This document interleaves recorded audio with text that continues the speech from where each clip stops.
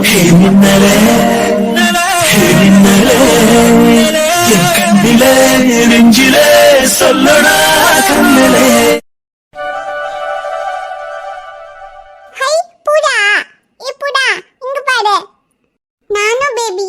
ஒரே கலர்ல டெச் போட்டு ஐச்சுக்கு ஐச்சு வைக்க வந்துக்கோ.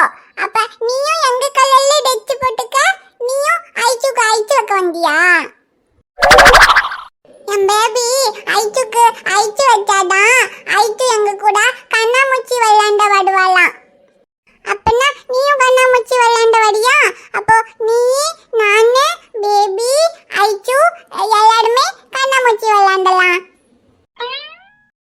என்ன எதுவுமே பேச மாட்டிக்க? நீ ஒண்ணுமே பேசலன்னா அப்போ உன்னை கண்ணாமூச்சி விளையாண்டா சேர்த்துக்க மாட்டப்போ. எதுவுமே பேச மாட்டியா? இது உன்னை பேபிட்டு சொல்லித்தரேன். பேபி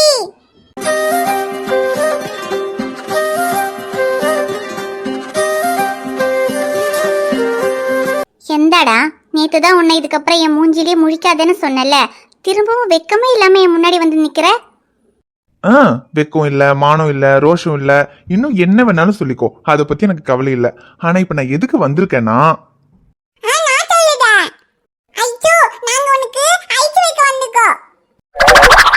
ஐயோ அபி, என்ன பேபி? அம்மா ஐச்சுக்கு ஐச்சு வைக்க தானே வந்துக்கோ.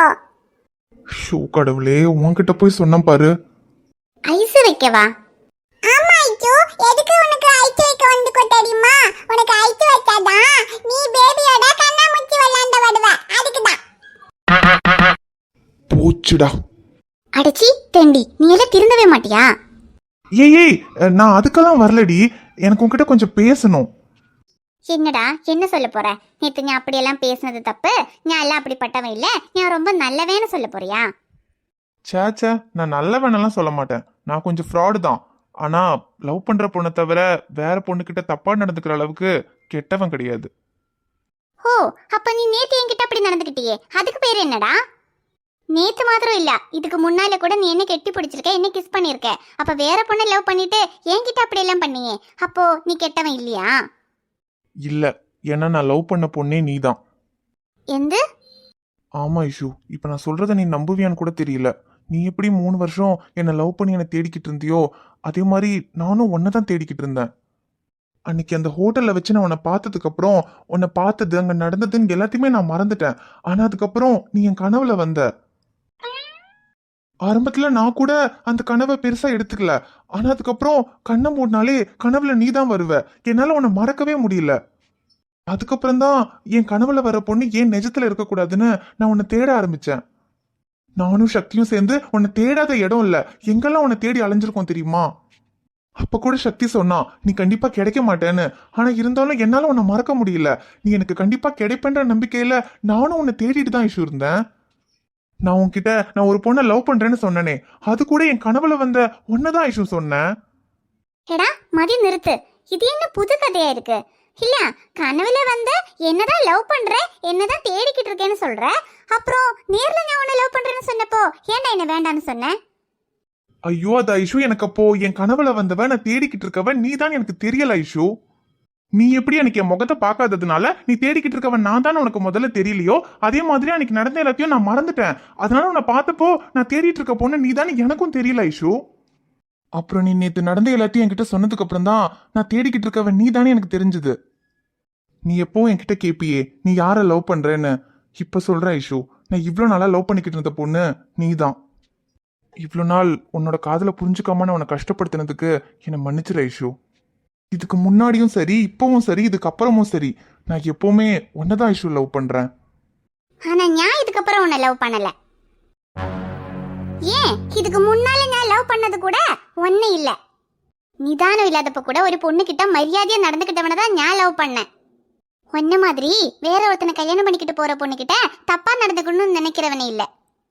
ஐயோ ஐஷு, நீ அந்த கல்யாணத்துக்கு சம்மதிக்கணுன்றதுக்காக தான் நான் அப்படி பேசினேன். அப்ப நான் லவ் பண்ற பொண்ணு நீ தான் எனக்கு தெரியாது. நீ என்ன லவ் பண்றேன்னு சொல்லி உன் லைஃபுக்கு எடுத்துக்க கூடாது, வீட்டுல பாக்குற மாப்பிளையே கல்யாணம் பண்ணிக்கிட்டு நீ நல்லா இருக்கணுங்கிறதுக்காக தான் நான் அப்படி பேசினேன். அப்ப இப்ப மட்டும் இதுக்கு என்ன லவ் பண்றேன்னு சொல்றேன்? இப்ப உன்னை லவ் பண்ணா மட்டும் நான் நல்லா இருப்பேனா? அது என்னால முடிஞ்ச அளவுக்கு நான் உன்னை நல்லா பாத்துக்குவேன் ஐஷு. ஆனா நீ யாருன்னு தெரியாதப்பவே என்னால உன்னை மறக்க முடியல. நான் உன்னை எங்கெல்லாம் தேடி இருப்பேன் தெரியுமா? ஆனா இப்போ நான் தேடுற பொண்ணு நீதானே தெரிஞ்சதுக்கு அப்புறம் சத்தியமா என்னால உன்னை வேற யாருக்கும் விட்டு கொடுக்க முடியாது ஐஷு. சரி, நான் யாருன்னு தெரியறதுக்கு முன்னால நீ என்னதான் தேடிக்கிட்டு இருந்த, என்னதான் லவ் பண்ணிக்கிட்டு இருந்தேன்னு சொல்ற. அன்னைக்கு நடந்த எல்லாத்தையும் நீ மறந்துட்டேன்னு சொல்ற. என் முகம் கூட உனக்கு ஞாபகம் இல்லைன்னு சொல்ற. அப்புறம் எதை வச்சு என்ன தேடிக்கிட்டு இருந்த? அல்ல, இவ்வளவு நாள் நீ என்னதான் தேடிக்கிட்டு இருந்தேன்னு சொல்றது உண்மையா போயின்னு எனக்கு தெரியணும்ல. சொல்லு. ஞானாவது உன்னோட ஷர்ட்டும் பைக்கையும் என்கிட்ட இருந்தது, அதை வச்சு நான் உன்னை தேடிக்கிட்டு இருந்தேன். நீ எதை வச்சு என்ன தேடிக்கிட்டு இருந்த? ஐயோ, இடுப்புல இருக்கிற மச்சத்தை வச்சுதான் அவளை தேடிக்கிட்டு இருந்தேன்னு சொன்னா, ஏன் இடுப்புல மச்சம் இருக்கிறது உனக்கு எப்படி தெரியும்னு கேட்பாளே. பரேடா, எதை வச்சு என்ன தேடிக்கிட்டு இருந்த? அது வந்து என்னடா என்ன முழிக்கிற? அதுக்கு மேல போய் சொல்ல வரலையா? நேத்து நீ என்கிட்ட தப்பா நடந்துக்க பார்த்ததா நான் என் சேட்டங்கிட்ட சொல்லிருவனுங்கிற பயத்துல தானே இப்ப இப்படி வந்து நான் உன்னதான் தேடிக்கிட்டு இருந்தேன், உன்னதான் லவ் பண்ணிக்கிட்டு இருந்தேன், நல்லா கதை விட்டுக்கிட்டு இருக்க. கதை விடுறனா? யா ஐஷு, உண்மையாவே நான் உன்னதான் தேடிக்கிட்டு இருந்தேன். அதான் கேக்குறேன், எதை வச்சு என்ன தேடிக்கிட்டு இருந்த? நான் சொல்றேன், ஆனா நீ என்ன தப்பா நினைக்க கூடாது. அல்ல, இதுக்கு மேல ஒன்னு தப்பா நினைக்கிறதுக்கு என்ன இருக்கு சொல்லு. அது வந்து உன்னோட இடுப்புல ஒரு மச்சம் இருக்குல்ல. சிடா தெண்டி, ஏன் இடுப்புல மச்சம் இருக்கிறது உனக்கு எப்படிடா தெரியும்? அதுதான் நான் அன்னைக்கு பார்த்தனே. ஆனா நான் அதுக்கப்புறம் அதை மறந்துட்டேன். அப்புறம் நீ என் கனவுல வந்தேன்னு சொன்னல, நீ என் கனவுல வரும்போது உன் இடுப்புல மச்சம் இருந்துச்சு ஐஷு. அதுக்கப்புறம் மதி நிறுத்து. இதுல இருந்தே உன் புத்தி என்னன்னு தெரியுது. அன்னைக்கு நீ என்ன பார்த்தது என் முகம் எதுவும் உனக்கு ஞாபகத்துல இல்லையாமா, ஆனா என் இடுப்பில் இருந்த மச்சம் மட்டும் உனக்கு ஞாபகத்துல இருக்காமா. இதுலயே தெரியல உன் புத்தி எங்க இருக்குன்னு. ஐஷு, அதை விடு. ஆனா நான் உன்னை லவ் பண்ணது, உன்னை தேடிக்கிட்டு இருந்ததெல்லாம் உண்மைதான். அல்ல, இதுக்கப்புறம் அது உண்மையா இருந்தா என்ன, இல்லாட்டி எனக்கு என்னடா? ஏன்னா நான் தான் உன்னை லவ் பண்ணலையே. ஐஷு, எதுவும் பேசாத. நல்ல வேலை நீ என்ன யாருன்னு கண்டுபிடிக்கிறதுக்கு முன்னால நான் உன்னை யாருன்னு கண்டுபிடிச்சேன். அதனாலதான் உன் புத்தி என்னன்னு என்னால தெரிஞ்சுக்க முடிஞ்சது. இப்ப சொல்ற நல்லா கேட்டுக்க. இதுக்கு முன்னால நான் உன்னை லவ் பண்ணியிருந்தாலும் சரி, நீ என்ன லவ் பண்ணியிருந்தாலும் சரி, ஆனா இதுக்கப்புறம் நீயே என்ன லவ் பண்ணாலும் நான் உன்னை லவ் பண்ணல. என்ன ஐஷு, அது எப்படி 3 வருஷத்தை காதல உன்னால ஒரே நல்ல வேண்டான்னு தூக்கி போட முடியுது? நான் 3 வருஷத்தை காதல தூக்கி போட்டுறேன்னு யாருடா சொன்னா? என்னோட காதல் எப்பவும் என் மனசுக்குள்ளதான் இருக்கு. இதுக்கப்புறமும் நான் சாகுற வரைக்கும் அது என் மனசுலதான் இருக்கும். நான் தூக்கி போட்டதே என்னோட காதலி இல்ல, ஒன்னதான். ஏன்னா நான் காதலிச்சது தப்பு இல்ல, உன்னோட உண்மையான குணம் என்னன்னு தெரியாம உன்னை காதலிச்சேன் பாத்தியா, அதுதான் நான் செஞ்ச தப்பு. அப்போ இப்ப என்ன சொல்ல வர? நான் உன் மனசுல இல்லையா? இல்ல. அது என்ன பார்த்து சொல்ல ஐஷு. அதான் இல்லன்னு சொல்றேல்ல, நான் உன்னை லவ் பண்ணல. ஆனா நான் உன்னதான் லவ் பண்றேன். நீயும் என்ன லவ் பண்ண வைப்பேன். என்ன பார்க்க ஸ்மார்ட்டா இருந்துட்டா லவ் பண்றேன்னு சொல்லி வந்து சீன் போட்டா உடனே விழுந்துருவான்னு நினைச்சியா? இந்த பின்னாலேயே சுத்துறது, கிஃப்ட் வாங்கி கொடுக்கறது, கவிதை சொல்றது, இதுக்கெல்லாம் மயங்குற ஆளு நான் கிடையாது. ஐயோ டார்லிங், இப்படியெல்லாம் மயக்க எனக்கும் தெரியாது. எனக்கு இந்த கவிதையெல்லாம் சொல்ல தெரியாது.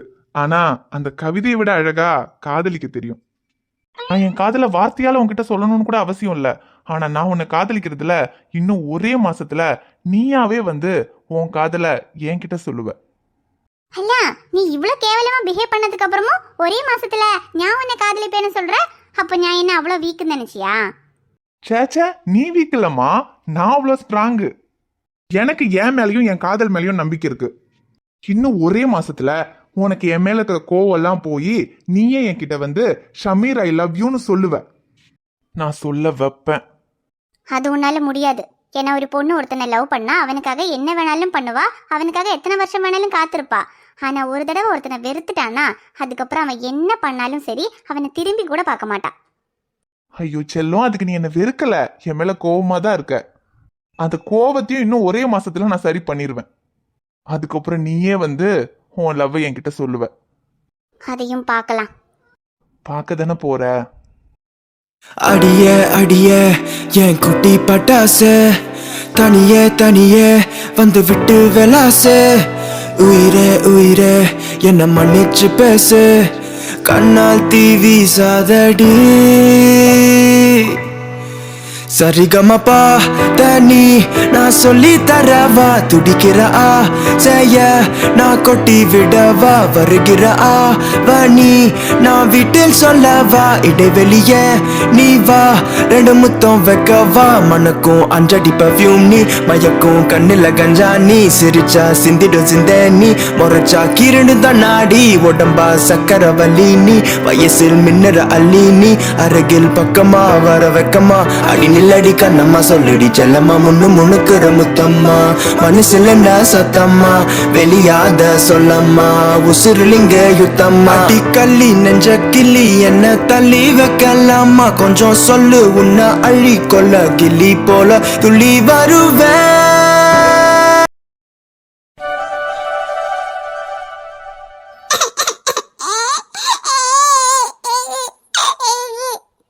ஐயோ இல்லடா பொடியா என்னத்துக்கு இப்ப கத்துற சோப்பு தானே தேய்க்க அது என்ன உனக்கு குத்துதாக்கு அம்மாச்சி எனக்கு குளிருதுன்னு நினைக்கிறேன். சீக்கிரமா சோப்பு தேய்ச்சி தண்ணி ஊத்தி விடுங்க, உள்ள கொண்டு போலாம். அட இரு செயலுக்குன்னு என்னத்த குளிருது வெயில் இப்படி சுடுன்னு அடிக்குது இந்த வெயில்ல குளிக்கிறதுக்கு உனக்கு குளிருதாக்கு பிள்ளைய காலையில வெயில் காமிக்கணும்னு சொன்னா அதுவும் செய்யறது கிடையாது. நான் சரி இப்பெல்லாம் மருந்து சாப்பிடுறதுனால காலையில எந்திரிக்கவும் கொஞ்சம் நேரம் ஆகி போயிடுது. இப்படி குளிக்க வைக்கிறதுல கொஞ்ச நேரம் வெயில் காமிக்கிறது அதுலயும் மடமடன்னு தண்ணி ஊத்தி கொண்டு போயிட்டு அப்புறம் பிள்ளை மேல எப்படி வெயில் படும்? இது கொஞ்சம் வெயில் எல்லாம் படுத்தும் பொறுமையா குளிக்க வைப்பான். அவன் அழுதுட்டான் அப்படித்தான் அழுதுட்டு கிடப்பான் அப்புறம் சரியாயிடுவான். நான் அவனை பொறுமையா குளிக்க வச்சு எடுத்துட்டு வந்துக்கிறேங்கண்ணே. நீ போய் உனக்கு வேலை ஏதாவது இருந்தா பாரு. அம்மா மாப்பிள்ளை ஆஸ்பத்திரிக்கு கிளம்பிட்டாரா? அவரு அப்பவே கிளம்பிட்டாரு அம்மாச்சி. எனக்கு வேலையெல்லாம் எதுவும் இல்ல, நான் இங்கே இருக்கேன். சரி நம்ம வேலை ஒன்று இல்லைன்னா இங்கே இரு. அங்க உள்ள வேற மாப்பிள்ளை எடுத்து சித்திக்காரி என்னமோ வாழு கத்திட்டு கிடக்கு என்னவா? ஐயோ அதையே அம்மாச்சி கேக்குறீங்க? ஐஷு பார்க்க வந்த மாப்பிள்ளை கிட்ட யாரையும் லவ் பண்றேன்னு சொல்லி தானே பிரச்சனையாச்சு. அப்புறம் கடைசியில இவர் வந்து கேட்டதும் யாரையும் லவ் எல்லாம் பண்ணல, மேல படிக்கணும் நீங்க சொன்னா சம்மதிக்க மாட்டீங்கன்றதுனாலதான் மாப்பிள்ளை கிட்ட அப்படி சொன்னேன்னு சொல்லியிருக்கா. ஆமா பின்ன இந்த பிள்ளைக்கு விருப்பம் இல்லன்னா விட வேண்டியதுதானே. சும்மா கல்யாணம் பண்ணுன்னு விருப்பம் இல்லாத மாப்பிள்ளையை கட்டி வைக்க பார்த்தா அப்புறம் இந்த பிள்ளை மட்டும் என்ன செய்யும் பாவம். அதுதான் அம்மாச்சி, அந்த டாக்டர் சம்பந்தத்தை இப்படி சொல்லி கெடுத்து விட்டுட்டேன்னு சொல்லிதான் அவங்களுக்கு ரொம்ப கோவம். அதான் கத்திட்டே இருக்காங்க. கத்திட்டு நல்லா கத்திட்டு இல்ல டாக்டர் மாப்பிள்ளைன்னு சொன்னா என்ன காய்ச்சலுக்கு வைத்தியமா பார்க்க போறோம் ஒரு நாள் பார்த்துட்டு வர்ற கதைன்னு சொல்றதுக்கு காலம்புல கட்டிக்கிட்டு வாழணும் சொன்னா மனசுக்கு பிடிக்காம எப்படி வாழ முடியும்? என்ன கேட்டா அந்த பிள்ளை பண்ணது சரிதான். அப்படி சொல்லி இந்த கல்யாணத்தை நிறுத்தாம விட்டுருந்தா கடைசியில டாக்டர் அது இதுன்னு சொல்லி பணம் காசு ஆசைப்பட்டு அந்த பிள்ளைக்கு பிடிக்காத வாழ்க்கையை அமைச்சு கொடுத்து அந்த பிள்ளையோட வாழ்க்கையவே நாசம் பண்ணிருக்கு. இல்ல மச்சி, அவ பண்ணது தப்புன்னு நான் சொல்ல மாட்டேன். ஆனா அத முன்னாடியே அவர்கிட்ட சொல்லி இருந்திருக்கலாம். ஏன்னா அவங்கதான் பணம் காசுக்கு ஆசைப்பட்டு அந்த மாப்பிள்ளைக்கு கட்டி வைக்கணும்னு பிடிவாதமா இருந்தாங்க. ஆனா அவரு அப்பவும் அவகிட்ட கேட்டுட்டு தானே இருந்தாரு, உனக்கு பிடிச்சிருக்கா என்ன எதுன்னு சொல்லுன்னு. ஆனா அப்ப கூட அவ எதுவுமே சொல்லாம அந்த மாப்பிள்ளை கிட்ட போய் சொன்னதுனாலதான் அவருக்கும் கொஞ்சம் கோவம் வந்துருச்சு. அப்புறம் சரி அவளும் சின்ன பொண்ணு தானே ஏதோ தெரியாம சொல்லிட்டான்னு அவரும் சமாதானம் ஆயிட்டாரு. ஆனா அம்மாச்சி, அவ யாரையோ லவ் பண்றேன்னு சொன்னதும் எனக்கு ஒரு நிமிஷம் உள்ளுக்குள்ள ரொம்ப பயமா இருந்துச்சு அம்மாச்சி. அப்புறம் காலையில அவ யாரையோ லவ் பண்ணலன்னு சொன்னதுக்கு அப்புறம் தான் எனக்கு நிம்மதியா இருக்கு. ஏன் சொல்லுங்கண்ணே அந்த பிள்ளை யாரையாவது காதலிச்சா உனக்கு என்ன? அவ வேற யாரையாவது காதலிச்சாலும் எனக்கு எந்த பிரச்சனையும் இல்ல. ஆனா எங்க அவ காதலிக்கிற பையன் நம்ம ஷமீரா இருக்குமோன்னு தான் எனக்கு பயமா இருந்துச்சு. ஏன்னா இந்த ஷமீர் வேற இப்ப அடிக்கடி அவகிட்டயே போய் பேசிக்கிட்டு இருக்கான். அன்னைக்கு கூட ராத்திரி மொட்டை மாடியில 2 பேரும் தனியா நின்று பேசிக்கிட்டு இருந்தாங்க. கேட்டதுக்கு சும்மா ஃப்ரெண்ட்லியா பேசுறேன்னு தான் சொன்னான். இருந்தாலும் 2 பேரும் வயசு பிள்ளைங்களாச்சா, அதான் 2 பேரும் தனியாலாம் பேசிக்கிறாங்கன்னு போது ஒரு மாதிரி அவங்களுக்குள்ள ஏதாவது இருக்குமோன்னு தோணிக்கிட்டே இருந்துச்சு. இதுல வேற இவ கல்யாண மாப்பிள்ளை கிட்ட நான் வேற ஒருத்தர லவ் பண்றேன்னு வேற சொல்லிட்டாளா. எனக்கு ஒருவேளை அது நம்ம ஷமீரா இருந்துருமோன்னு பக்குன்னு இருந்துச்சு அம்மாச்சி. எதுக்கு செயலுகண்ணே அதுக்கு என்னத்துக்கு நீ பயந்துக்கிற? சரி இப்போ ஒரு வேலை அந்த ஐசு பிள்ளையும் நம்ம சின்னவனும் தான் விரும்புறாங்கன்னே வச்சுக்கிடுவோமே. அப்படி இருந்தாதான் இப்ப என்ன தப்புன்னு கேட்க. ஏன்னா இப்போ உன் தம்பி மாப்பிள்ளையோட தங்கச்சிண்டா 2 பேருக்கு கெட்டுற முறை தானே. என்ன அம்மாச்சி பேசுறீங்க? அப்படியே கெட்டுற முறையாவே இருந்தாலும் அது எப்படி அவங்க 2 பேருக்கும் கல்யாணம் பண்ணி வைக்க முடியும்?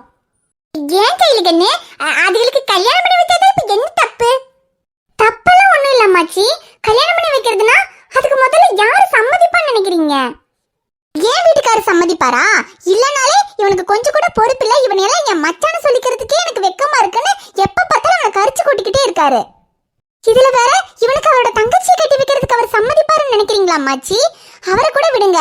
அதுக்கும் மேல ஐஷோட அம்மா அப்பா அவங்க எப்ப இவனை வீட்டை விட்டு துரத்துறதுன்னு காத்துக்கிட்டு இருக்காங்க. இதுல வேற அவங்க பொண்ணுக்கு கல்யாணம் பண்ணி வைப்பாங்களா? என்னமாச்சி பேசுறீங்க?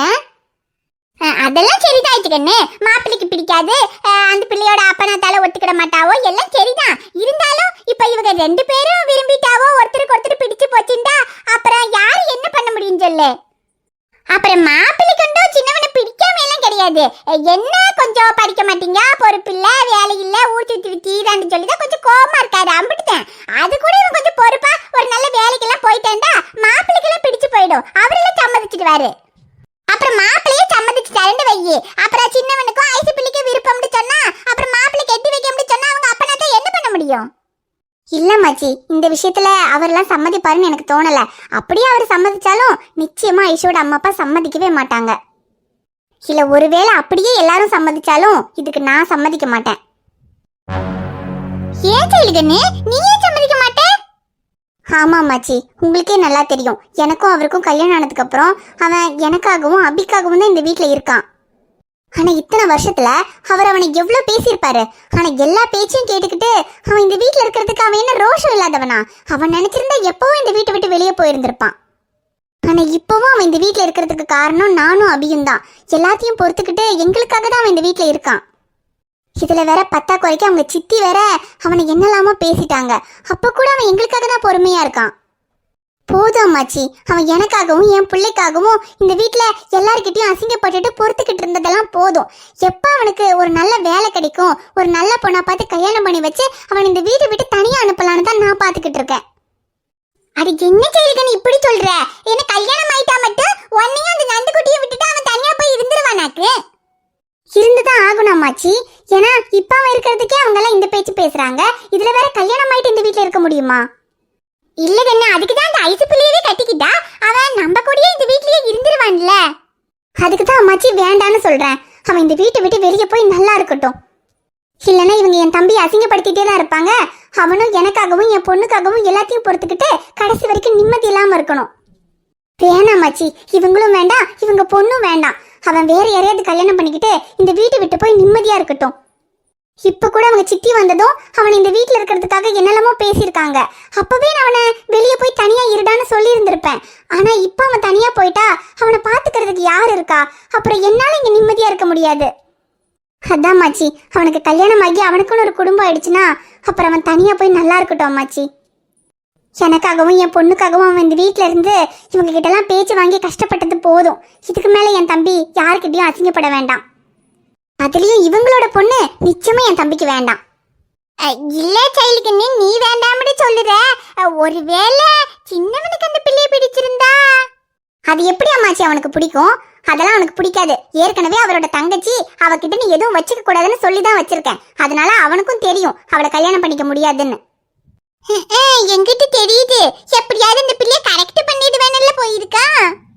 அப்படி ஒருவேளை ஐஷுக்கு அந்த நினைப்பு இருந்தா கூட என் தம்பி கிட்ட நான் இதெல்லாம் வேண்டான்னு சொன்னா அவனும் வேண்டான்னு விட்டுருவான். நல்லா விடுவான் போ. இந்நேரத்துக்கு உன் தம்பி அந்த பிள்ளைகிட்ட ஆத்து போட்டு அம்பு விட்டுக்கிட்டு இருப்பான். இங்க பாருங்க அம்மாச்சி, ஐஷுக்கும் ஷமீருக்கும் கல்யாணம் பண்றதெல்லாம் கனவுல கூட நடக்காது. நீங்க என்கிட்ட பேசின மாதிரி வேற யார்கிட்டயும் போய் பேசிடாதீங்க. அப்புறம் பெரிய பிரச்சனை ஆயிடப்போகுது. நான் யார்கிட்டயும் பேசல. ஆனா உன் தம்பி அந்த பிள்ளைகிட்ட பேசுறேன்னு போயிருக்கானே. செயலுகண்ணு வேற இப்படி சொல்லுது, இந்த சின்னவன் வேற அந்த பிள்ளைய கலக்கிட்டு பண்றேன்னு போயிருக்கா. ஐயோ, என்னாக போதோ தெரியலையே.